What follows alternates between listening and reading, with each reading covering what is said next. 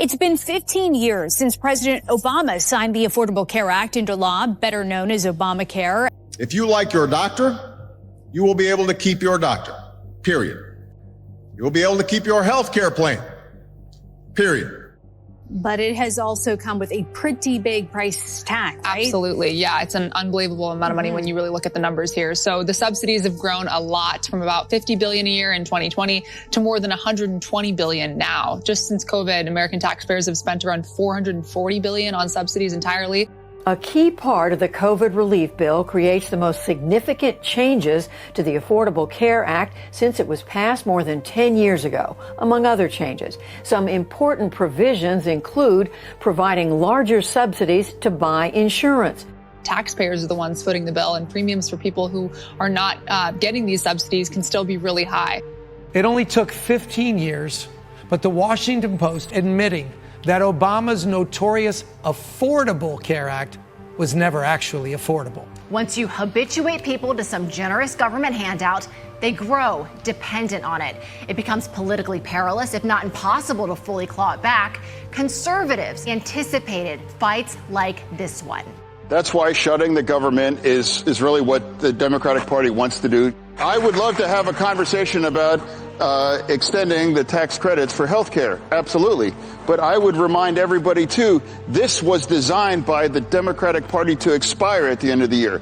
This is not something taken by the Republicans. They were designed to expire. Some have threatened the government shut down if they can't shut down this law. Now, knowing you can offer your family the security of health care, that's priceless. Now you can do it for the cost of your cable bill or less.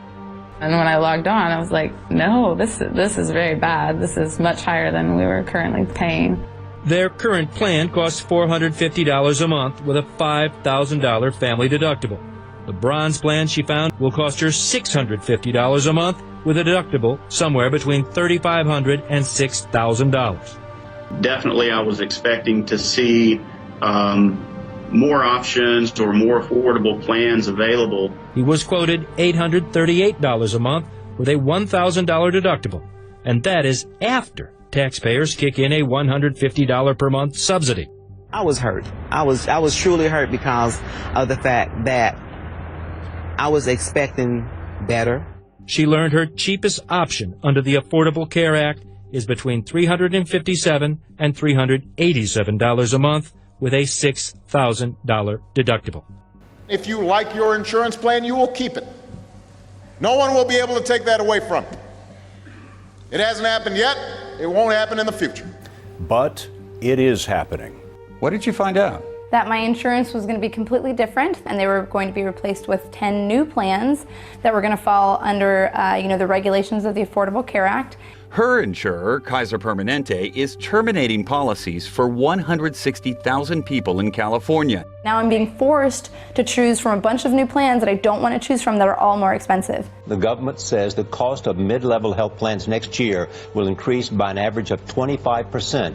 That will hit consumers in 39 states. Major carriers are dropping out in some markets. About 1 in 5 consumers will be able to choose from only one provider. Government numbers show about 2.5 million Americans not currently enrolled could be eligible for subsidies to offset cost increases.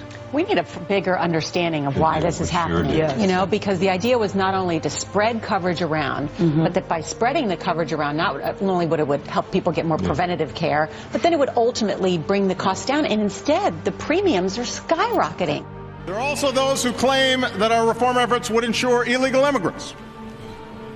This, too, is false. The reforms I'm proposing would not apply to those who are here illegally. Just how much do undocumented immigrants cost the federal government in emergency Medicaid? What we found was that emergency Medicaid actually encompasses only less than 1% of total Medicaid spending. They want to reduce wasteful spending or bloat. This is really not the way to do it. What we're doing is saying simply we want to keep the government open, and health care is at the top of our agenda. But aren't Democrats demanding health care for illegal aliens? Democrats are demanding health care for everybody. Do you think undocumented immigrants should have access to federally funded health care? I believe personally that health care is a human right. Federal law prohibits the expenditure of taxpayer dollars on providing health care to undocumented immigrants. Nowhere have Democrats suggested that we're interested in changing federal law. Raise your hand if your government plan would provide coverage for undocumented immigrants. Democrats find themselves in a place is we've shut down the government to protect subsidies for an insurance marketplace that funnels $800 billion a year into the pockets of all these insurance companies. Have Democrats box themselves into a corner fighting for a system that ultimately, to get the thing that you want, they're going to have to abandon? Yes.